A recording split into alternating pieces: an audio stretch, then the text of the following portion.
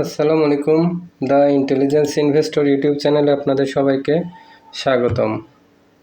আজকের ডিএসসির ইন্ডেক্সটা এই যে এইখানে এই ট্রেন্ড লাইনের নিচে নেমে গেল। তো ডিএসসির ইন্ডেক্সটা আসলে কারেকশনটা এই যে এই ক্যান্ডেলের পরে এই ক্যান্ডেলটা সাধারণত রিভার্স ক্যান্ডেল একটু বোঝায় যে ঘোরার, কিন্তু সব কিছু মিলায় ট্রেন্ড বা আদার্স কিছু কোনো কিছুই পজিটিভ না, মানে ট্রেন্ডটা নেগেটিভ। Trend negative. অন্যান্য কিছু দেখে আসি। আজকে 19 পয়েন্ট মাইনাস হয়েছে। এখানে শুধু ইন্স্যুরেন্স সেক্টরে ফান্ড ঢুকেছে আর বাকি সব সেক্টরে, টেক্সটাইলে কিছু ফান্ড ঢুকেছে, বাকি সবগুলোই নেগেটিভ। দেখেন, ইঞ্জিনিয়ারিং সেক্টরে নেগেটিভ, মিউচুয়াল ফান্ডে নেগেটিভ, টেক্সটাইল সেক্টরে নেগেটিভ। মিউচুয়াল ফান্ডের এই নেগেটিভটা কারেকশন হলে মিউচুয়াল ফান্ড নিতে হবে। এখন চলুন প্রতিদিনের মতো আজকের টপ 10টা দেখে আসি কোন কোন স্টক টপ 10-এ ছিল। প্রথমেই ছিল এমএল ডাইং। এমএল ডাইংটা দেখে আসি কি অবস্থা। এমএল ডাইংটা ধীরে ধীরে এই যে 20 টাকার দিকে চলে যাচ্ছে। অনেক খারাপ মার্কেটের মধ্যেও দেখেন এমএল ডাইংটা তার টার্গেট ফিল আপ করে ফেললো।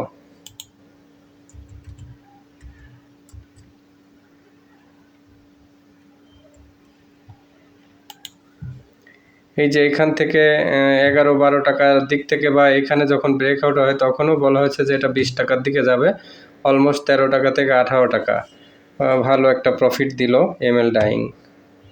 এরপরে বিডি থাই ফুড দেখে আসি। দ্বিতীয় পজিশনে আছে বিডি থাই ফুড। আজকে বিডি থাই ফুড কি করলো? বিডি থাইটা এখান থেকে ঘুরবে। দেখেন এই যে এনগালফিং করেছে, এই এনগালফিং করা মানে মাস্ট এখান থেকে ঘুরবে। এখান থেকে ঘুরলে আবার এই যে 20 টাকা 60 পয়সায় একটা রেজিস্ট্যান্স, এটা পার হলে 22 টাকা। এখান থেকে কিন্তু দেখেন এই যে হেড অ্যান্ড শোল্ডারের মতো একটা গ্রাফ হচ্ছে। তো এখানে আসবে 20 টাকা 26 পয়সা, পরে আরেকটু কারেকশনে আবার 22 টাকার দিকে যাওয়ার একটা সম্ভাবনা আছে এই শেয়ারটি। সো বিডি থাইটা এখন সামনে পজিটিভ অবস্থা, বাড়বে অবশ্যই।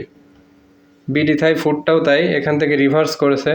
দেখেন মার্কেটের সবগুলার স্টক ওয়াইজ যদি আমরা চিন্তা করি, অনেকখানি কারেকশন হয়ে সবই ঘুরতেছে। তার মানে কি মার্কেটে আবার পজিটিভ দিক আসতেছে। ইন্ডেক্স যদিও নেগেটিভ, কিন্তু শেয়ার টু শেয়ার অনেক শেয়ার কারেকশন শেষ পজিটিভ হচ্ছে। এটাকেই আপনারা পজিটিভলি নেন, যে শেয়ারগুলো আবার পজিটিভ হচ্ছে। এই যে 23 টাকা 80 পয়সা এখন বিডি থাই কিনলে এখান থেকে আবার প্রফিট পাবেন, অন্তত 3-4 টাকা ইজিলি এখান থেকে প্রফিট পাওয়া যাবে। সো বিডি থাইটা প্রফিটেবল আইটেম এখন স্টকস। এরপরে চলুন সাপোর্ট দেখে আসি।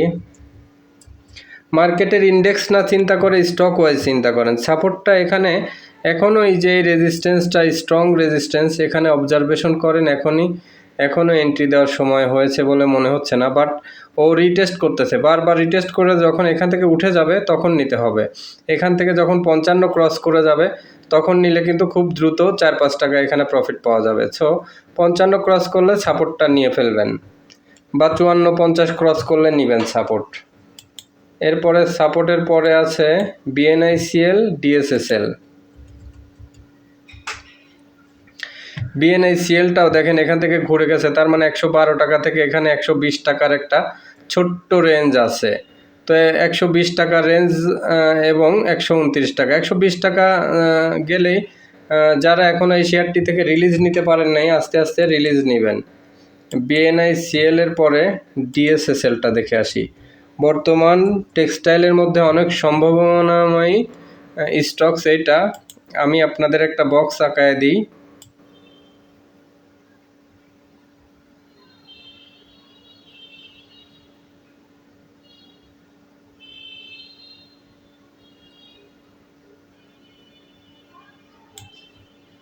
এই বক্সটাকে খেয়াল করবেন। এখান থেকে পার হয়ে গেলে এই শেয়ারটি কিন্তু চোখের পলকে ওরকম 18-20 টাকার দিকে চলে যাবে। 18 টাকা ধরে নেন, 20 টাকা নাই গেল, 18 টাকার দিকে যাবে। এবং এটা 18 টাকা যাওয়ার মতো ফুল প্ল্যাটফর্ম ডিএসএসএল রেডি। অনেক দিন থেকেই বলতেছে এই শেয়ারটা 18 টাকা যাবে। এই জায়গায় 13 টাকা 14 টাকার মধ্যে অনেক দিন ঘুরতেছে। বাট এখান থেকে কালকে যদি ব্রেকআউট করে ফেলে তাইলে নেক্সট টাইমে টানের উপরে দেখবেন যে 2-3 টাকা প্রফিট দিয়ে ফেলেছে। এরপরে পরের স্টক আছে কি বিডি থাই। বিডি থাই তো দেখালাম অলরেডি। বিডি থাই এখন কেনা যায়। রিলায়েন্স ইন্স্যুরেন্স দেখে আসি চলুন।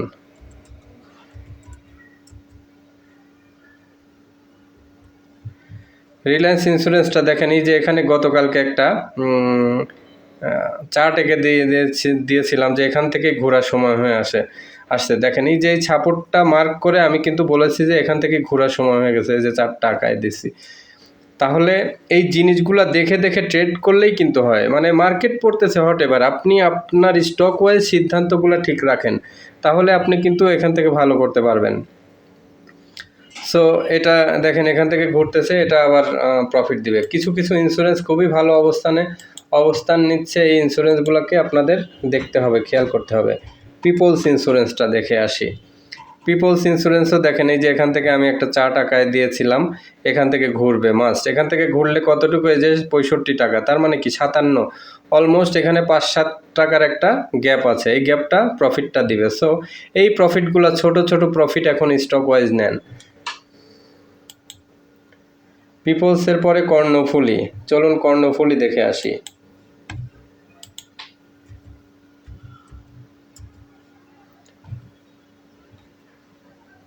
কর্ণফুলীটা এখান থেকেই দেখেন ঘুরে গেছে। কর্ণফুলীর যে এই গ্রাফটা দেখেন ঘোরার একটা ডোজি দিছে, ডোজি মানে ট্রেন্ড সাধারণত চেঞ্জ করে।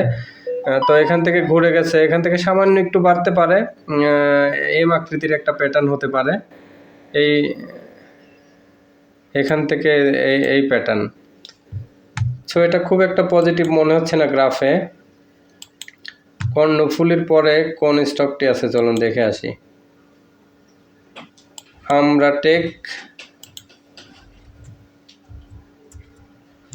আমরাটেকটা দেখে আসি চলুন। এই যে আমরাটেকটা দেখেন, অনেক দিন পরে আমরাটেক আবার কি করলো, ফুল ভলিউম নিয়ে ফুল একটা বড় ধরনের একটা জায়গাকে ক্রস করলো। এটা কিন্তু অনেক পজিটিভ একটা ব্যাপার এই আমরাটেকের জন্য। এটা সামনের দিনে এখন কি হবে, প্লে হবে, কিন্তু স্মার্ট মানি ঢুকে পড়লো। তাহলে এখানে 15 টাকায় যেহেতু ব্রেকআউট হয়েছিল, এখন আবার নতুন করে আরেকটা হায়ার হাই ক্রিয়েট করলো, তার মানে কি এখান থেকেও আরও বড় প্রফিট দেওয়ার সম্ভাবনা আছে। তাহলে আপনারা আমরাটেকের দিকে নজর রাখেন। এখন আমরাটেকের পাশাপাশি আমরা নেটটাও দেখে আসি কি করলো। আমরা নেটটাও এখান থেকে ঘুরতে পারে, বাট আমরাটেকে ফান্ড ঢুকছে, যেটা ফান্ড ঢুকতেছে আপনারা এগুলোর মধ্যে সিলেকশন করতে হবে। ওয়েস্টার্ন মেরিনটা দেখে আসি চলুন।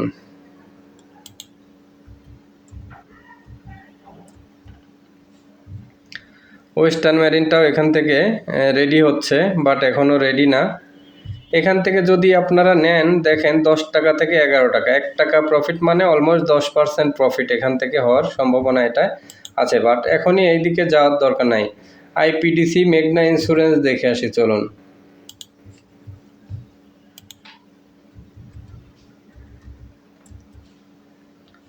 আইপিডিসি এখনও ডাউন ট্রেন্ড। মেঘনা ইন্স্যুরেন্স দেখে আসি। মেঘনা ইন্স্যুরেন্স এই যে এখান থেকে দেখেন একটা চার্ট আঁকায় দিছে, এখান থেকে আস্তে আস্তে ঘুরতেছে।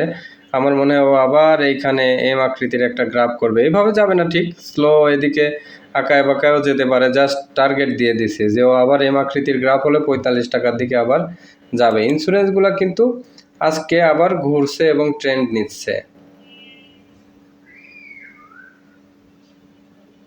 ইউনিক হোটেল, গ্লোবাল ইন্স্যুরেন্স, এই দুটা দেখব এবং প্যারামাউন্ট দেখব।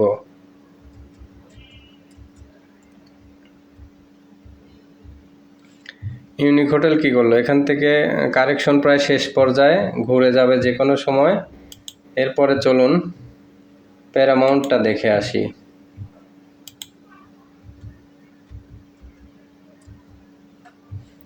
প্যারামাউন্টটা কি, প্যারামাউন্টটা এখান থেকে ঘুরবে, এই যে যেভাবে চার্ট আঁকায় দিচ্ছে এইভাবে যাওয়ার সম্ভাবনা আছে। এরপরে আমরা দেখব, চলুন টেকনোড্রাগটা দেখে আসি। টেকনোড্রাগ কি করলো আজকে।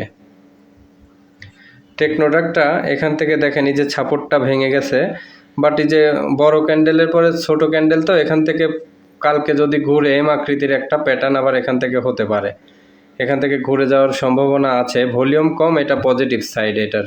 কারেকশন হচ্ছে বাট ভলিউম নেই, এটা খুবই পজিটিভ সাইড এই শেয়ারটির জন্য, ভেরি পজিটিভ সাইড। এরপরে সিপালটা দেখে আসি, চলুন সিপাল কি করলো। সিপালটা অনেক কারেকশন নিয়ে ফেলেছে, এখান থেকে 39 টাকায় এসেছে, এখান থেকে আবার আরেকটা এম আকৃতির প্যাটার্ন নিতে পারে। সো বাট ভলিউম খুব স্লো, দেখেন এইটুকে যেভাবে ভলিউম হয়েছিল এভাবে এদিকে কিন্তু ভলিউম নেই, এটাও একটা সিপালের জন্য প্লাস পয়েন্ট। মানে শেয়ার কারেকশন হচ্ছে ন্যাচারাল কারেকশন, এখানে কোনো সেল প্রেশার নেই। এরপরে কুইন সাউথটা দেখে আসি, চলুন। কুইন সাউথ শেয়ারটিও ভালো হবে। কুইন সাউথটাও দেখেনি যে এখান থেকে একটা 4 টাকায় দিয়েছিলাম, এখান থেকে ব্রেকআউট হয়েছে এবং এখান থেকে আস্তে আস্তে বাড়তেছে। সো কুইন সাউথটাও একটু ভালো হতে পারে। তো সামারিতে চলে যাই, চলুন। সামারিতে এখন এইগুলোর ভিতরে দেখেন 2-3টা স্টকস, আমি জানি যে আপনাদের অনেকের কাছে বিডিথাই আছে, তাহলে বিডিথাই কিনে আপনারা অ্যাভারেজ করেন, তাহলে বিডিথাই থেকে রিলিজ নিতে পারবেন। নাম্বার 1। নাম্বার 2 হলো এখানে সাপোর্ট যদি 54-50 ক্রস করে তাহলে সাপোর্ট নেবেন, কন্ডিশনাল, মানে এমনি নেবেন না। ডিএসএসএলটা এখানে 3 তারকা দিয়ে দিলাম, খুবই স্ট্রং বাই। এমএল র্যাঙ্কটা যেহেতু বেড়ে গেছে, যাদের আছে তারা হোল্ড করুন, নতুন কাউকে সাজেস্ট করলাম না। আর কালকে দেখবেন যে মিউচুয়াল ফান্ডের একটা ট্রেন্ড আবার চলে আসবে। মিউচুয়াল ফান্ডের ভিতরে আমি দেখলাম আজকে অনেকগুলো ন্যাব খুঁজে বের করলাম, তো ন্যাবের ভিতরে দেখলাম যে মোটামুটি 8 টাকার কাছাকাছি ন্যাব আছে আইএফআইসি, বাট দাম কম আছে 4 টাকার নিচে। এই একটা সবচেয়ে ন্যাব বেশি নিয়ে 4 টাকার নিচে আছে, আর অন্য সবগুলো ন্যাব দেখলাম 6 টাকা 70 পয়সা নিয়ে 4 টাকার কাছাকাছি, আর যেগুলো 5 টাকা 6 টাকা ন্যাব অনেকেই দাম বেড়ে গেছে, কিন্তু দাম কমে এবং ন্যাব ভালো, এর মধ্যে আইএফআইসি আছে। সো কালকে যদি মিউচুয়াল ফান্ড মার্কেট লিড নেয় তাইলে, বা টেক্সটাইলের 2-3টা শেয়ার লিড নিতে পারে, যেমন ডিএসএসএল লিড নিতে পারে, আপনার ফাইন্যান্স সেক্টরের জিএসপি লিড নিয়ে ফেলতে পারে, আইএলএফ পিএলএফ নিতে পারে, মিউচুয়াল ফান্ডের আইএফআইসি ছোট মিউচুয়াল ফান্ড সবগুলো লিড নিয়ে ফেলতে পারে। কালকে মার্কেটটা আজকে যেভাবে আছে এই প্যাটার্নে থাকবে না, দেখবেন আবার অন্যরকম শেপে অন্যরকম প্যাটার্নে চলে গেছে। তো এখন মার্কেটটাকে বেশি অবজার্ভ করবেন, আর কারুর যদি কিছু কিনতে হয় একদম শেষ বেলায় গিয়ে কিনবেন, মার্কেট ক্লোজিংয়ের ঠিক 10 মিনিট আগে কিনবেন। আর এই যে ডিএসএসএল টাইপের শেয়ারগুলা ফলো আপ করবেন, যখন দেখবেন যে ভলিউম হচ্ছে, ট্রেন্ড ভালো, তখন কিনে নেবেন, তখন আবার বেশি ওয়েট করলে এগুলো বেড়ে যেতে পারে। আর কমে পাইলে শুরুতেই কিনে নেবেন, যেটা আপনার প্রাইস যদি কোনো কারণে শুরুতেই যৌক্তিক মনে হয় তখন কিনবেন, আদারওয়াইজ মার্কেটটা ফান্ড নিয়ে সারাদিন ওয়েট করবেন, একদম ক্লোজিংয়ের 10 মিনিট আগে ডিসিশন নেবেন কি করবেন। এটাই হচ্ছে যে আজকের মরাল ডিরেকশন। আর আপনাদের যাদের ভিডিওটি ভালো লাগলো তারা অবশ্যই ভিডিওটি সাবস্ক্রাইব করবেন, চ্যানেলটি সাবস্ক্রাইব করবেন, ভিডিওটি শেয়ার করবেন, লাইক কমেন্ট শেয়ার করে সবাইকে দেখার সুযোগ করে দিবেন। আর যারা আমার কোর্স করতে চান বা কমিউনিকেশন করতে চান, পোর্টফোলিও ম্যানেজমেন্ট করে নিতে চান, তারা অবশ্যই 01722202992 এইটা আমার হোয়াটসঅ্যাপ নাম্বার, হোয়াটসঅ্যাপ নাম্বারে যোগাযোগ করতে পারেন। দেশের বাইরে থেকে যে কেউ আমার সাথে যোগাযোগ করতে পারেন এই হোয়াটসঅ্যাপ নাম্বারে। সবাই ভালো থাকবেন, আজকের ভিডিও এ পর্যন্তই, সবার জন্য শুভকামনা থাকলো। আশা করি কালকের মার্কেটটা হয়তো ভালো যেতে পারে। আল্লাহ হাফেজ।